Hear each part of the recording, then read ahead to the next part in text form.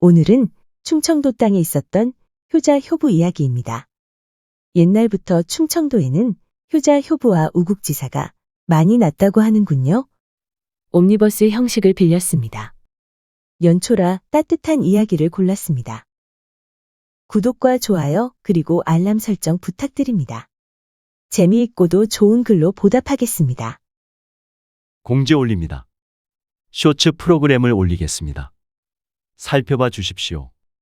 60초 이내의 짧은 이야기라 반응이 괜찮으면 한 주에 3편 정도는 올릴 수 있을 것 같습니다.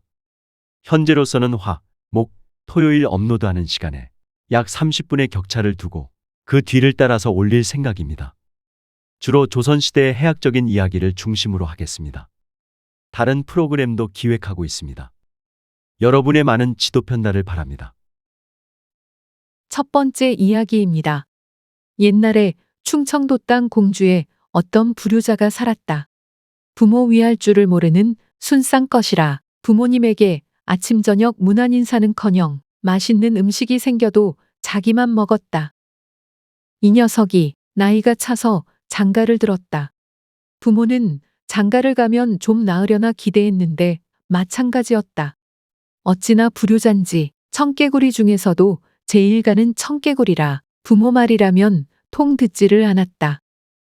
아버지가 서울을 다녀오라고 시키면 천안을 지나 서울로 가야 빠른데 이 사람은 일부러 부산으로 해서 동해 쪽으로 갔다.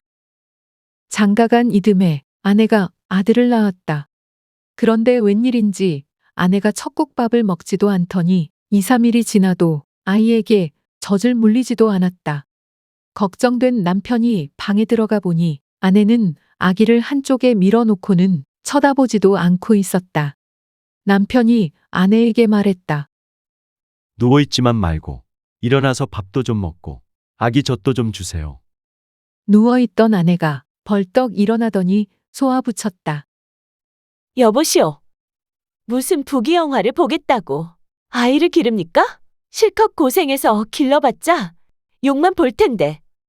아니, 아이를 길러서 욕을 보다니 그게 무슨 소리예요? 부전자전이라 이 자식도 길러놓으면 당신이 부모님에게 하는 것처럼 못된 짓을 똑같이 우리에게도 할 거 아니에요. 애지중지 길렀는데 나중에 부모에게 불효할 것 같으면 그런 자식은 차라리 없는 게 더 낫잖아요. 그러니까 젖을 주지 않는 거예요. 차라리 굶어 죽으라고. 남편이 자기의 행동을 가만히 돌이켜보니 정말 불효막심했다. 그러면 내가 아버지 어머니께 잘할 테니 어린애 젖 좀 주세요. 내가 맹세하겠어요. 좋아요. 먼저 목욕부터 하고 오세요. 그런 다음 부모님께 갑시다. 부부는 옷을 갈아입고 부모님께 가서 공손히 절을 했다. 그러자 시아버지가 깜짝 놀랐다. 대관절, 이게 무슨 일이냐? 며느리가 대답했다. 이 사람이 이만저만해서 앞으로는 부모님께 효성을 다한다니 그동안의 잘못을 용서해 주세요. 내가 그렇게 마음을 먹고 참 잘한다니 참으로 고마운 일이구나. 이렇게 불효자를 효자로 고친 현명한 아내는 자식도 잘 키웠다고 합니다. 두 번째 이야기입니다. 옛날 충청도 땅 당진에 김씨성을 가진 사람이 살았다. 소도 많이 키우고 일꾼도 두고 농사를 넓게 짓는 부자였다. 김씨 슬하에는 아들이 딱 하나 있었는데 이 녀석이 일은 안 하고 밤낮 노름만 하러 다녔다. 노름 미천으로 쫄딱쫄딱 논도 팔고 밭도 팔고 소도 다 팔았다. 그러다 보니 그 좋던 살림이 겨우 송아지 한 마리만 남았다. 어느 추운 겨울날 늙은 아버지는 소여물을 쓸어 나왔다. 그런데 아들은 밤새 노름하고 돌아와서는 서너 살 먹은 제 새끼를 끼고 아랫목에서 자고 있었다. 아버지는 노름꾼 아들을 어린애 깨우듯 깨웠다. 예. 아가, 일어나거라. 그러자 아들이 부스스 일어났는데 눈이 토끼 눈처럼 빨갰다. 송아지 여물이 없구나. 여물 조금만 썰어라. 아버지가 집도 얻어오고 다 차려놨으니 여물을 안 썰 수가 있나. 자다가 나와서 작두로 여물을 썰었다. 그때 손자가 자다 말고 벌거벗은 채로 아비를 찾아 마당으로 나왔다. 하얗게 쌓인 눈을 어정어정 밟으며 아버지에게로 왔다. 고슴도치도 자기 새끼를 보면 그 억센 가시 같은 털을 쓰다듬으면서 부드럽다고 밍크야 밍크야 한다는데 얼마나 귀여웠을까? 게다가 기저귀만 차고 차가운 눈을 밟고 오니 가슴이 쓰라렸겠지. 요놈 새끼. 추운데 뭐 타러 나오고 그러냐? 라고 하면서 엉덩이를 토옥 때리는 신용을 하더니 제 품에 쏙 안았다. 그 모습을 본 아버지가 말했다. 나도 너 기를 때 그렇게 키웠단다. 이 말을 듣는 순간 아들은 크게 깨달았다. 내가 내 새끼를 이렇게 아끼듯 아버지도 나를 아꼈는데 내가 아버지 재산을 다 없앴구나. 아들은 정성껏 여물을 썰어 쇠죽을 끓여놓고는 아버지에게 용서를 빌었다. 아버지, 죄송해요. 제가 노름에 빠져 재산도 다 팔아먹었네요. 이제부터라도 착실히 잘 살겠습니다. 그 후로 아들은 완전히 딴 사람이 되었다. 아버지가 일어나기도 전에 새벽에 일어나 송아지 여물을 썰어 소죽을 다 쑤어 놓을 정도로 부지런해졌다. 아버지는 속으로 생각했다. 이제야 이 녀석이 사람 됐구나. 며칠 후 노름 거간꾼 노릇을 하는 놈이 찾아와서는 아들에게 흰 소리를 했다. 이 사람아, 어제 감초장수가 돈을 한 자루나 가지고 와서 노름했는데 상가집게도 돈을 물어갈 정도였다네. 자네가 있었으면 그 돈이 다 자네 것이 되었을 텐데. 가서 본전을 뽑지 않을 텐가. 그전 같으면 귀가 솔깃해서 달려갔을 텐데 이놈이 달콤한 말을 속살거리는 것에 쏘가서 망조가 들었던 생각이 났다. 아들은 손바닥에다 침을 뱉고는 그놈의 귓뺨 따귀를 이쪽 저쪽 번개가 번쩍 나도록 후려갈겨 주었다. 너 때문에 아버지 속 썩이고 재산 다 날렸다. 한 번만 더 찾아왔다간 뼈도 못 추릴 줄 알아라. 거간꾼 노릇을 하러 왔던 놈은 뺨만 맞고서 그냥 도망가야 했다. 그 후 아들은 노름도 안 하고 부모님께 효도하며 잘 살았다고 한다. 그러고 보니 자식이 참 이쁘고도 무서운 것 같습니다. 세 번째 이야기입니다. 옛날 충청도 땅 청주에 가난한 나무꾼 부부가 홀어머니를 모시고 살았다.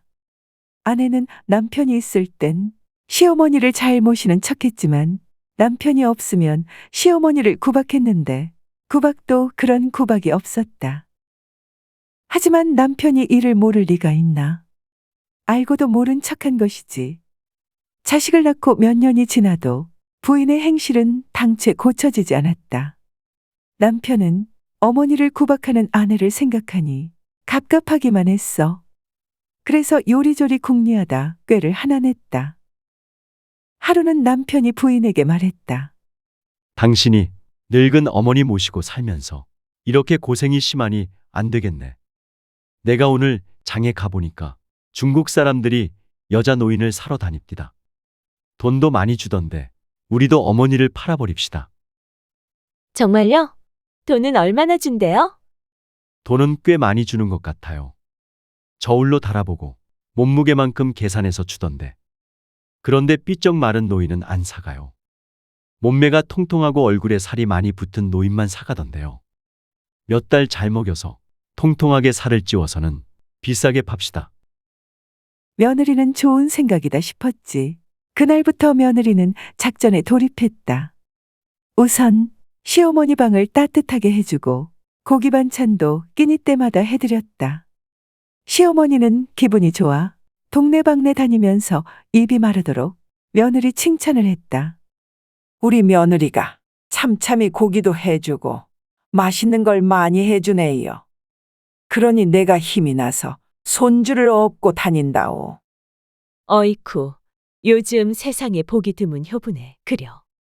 이렇게 시어머니를 봉양하니 며느리가 효부라고 동네방네 소문이 났다. 그러자 관에서 효부에게 주는 상으로 치마 저고리도 한 벌 주었다. 그러자 남편이 아내에게 말했다. 인제는 고기 살 돈도 없고 하니까 돌아오는 장날에 어머니 갖다 팝시다. 그게 무슨 소리예요? 어머니를 판다니. 절대로 못 팔아요. 이렇게 남편이 꾀를 써서 불효부를 효부로 만들었다고 하는군요. 네 번째 이야기입니다. 옛날 충청도 땅 서산에 7살 된 아들 하나를 둔 호라비 정씨가 살았다. 정씨는 마을 일을 보다 그만 마을 돈에 손을 대고 말았어. 그래서 옥에 갇히게 되었다. 7살 된 아들은 끼니마다 아버지에게 밥을 싸다 드리며 옥바라지했다. 옛날엔 옥에 갇혀 있어도 밥을 주지 않았거든. 저녁이 되면 아들은 옥문 앞에서 쪼그리고 앉아서 잠을 잤어. 아버지는 추운 옥에서 지내는데 자신은 집에서 편히 잘 수가 없었던 거지. 아들이 참 효자야. 하루는 원님이 달도 밝고 적적하기도 하여 나와 보니 어떤 조그만 아이가 옥문 앞에서 웅크리고 앉아 잠을 자고 있지 않겠어. 원님은 그 아이를 깨워서 물었지. 네 이놈, 어째 옥문 앞에서 이렇게 자느냐? 예. 저의 아버지가 지금 죄수로 옥중에 있습니다. 그래? 그럼 너는 왜 여기서 자느냐? 그게 저의 아버님께서 이렇게 옥중에서 고생하시는데 자식된 도리로 집에서 편하게 잘 수가 없어서 옥문 앞에서 잡니다. 너 참 기특하구나. 그러나 내 아비는 나랏돈을 떼먹었어. 그 죄로 불가피하게 벌을 받아야 한다. 참 안 됐지만 돌아가거라. 아이는 당차게 말했지. 돈이 먼저 생겼습니까? 사람이 먼저 생기고 돈이 생겼지요. 뭐라고? 그런 걸 아는 거 보니 너 글도 배웠겠구나. 내가 운자 하나를 낼 테니까 글을 지어보거라. 아이는 그러겠다고 했지. 원님은 아이가 글을 잘 지으면 자신이 대신 돈을 갚아주어 아버지를 풀어주겠다고 했어. 어려울 난자로 시를 지어보거라. 난도 촉도난이요. 어렵고 어렵구나. 총나라 길 가기가 어렵구나. 금일난도 대동난이라. 오늘도 살기 어렵구나. 큰 동네 살기 어렵구나. 뭐가 청춘? 과부난이요. 어머니가 청춘에 과부 되니 살기 어렵구나. 소동 7세 실부난이라. 7살 어린애가 아비를 잃으니 살기 어렵구나. 이 시를 들은 원님은 무릎을 탁 치더니 말했다. 옳다. 됐다. 그리 좋은 효자 아들 덕분에 아버지는 바로 풀려날 수 있었다고 하는군요. 들어주셔서 고맙습니다. 이어서 참고문헌과 자료출처 소개해 올리겠습니다. 박은영 선생이 풀어 읽은 책 낭송 충청남도의 옛 이야기가 텍스트입니다.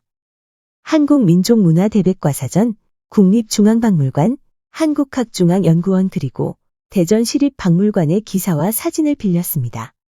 국사편찬위원회, 우리역사넷의 기사와 일러스트를 빌렸습니다.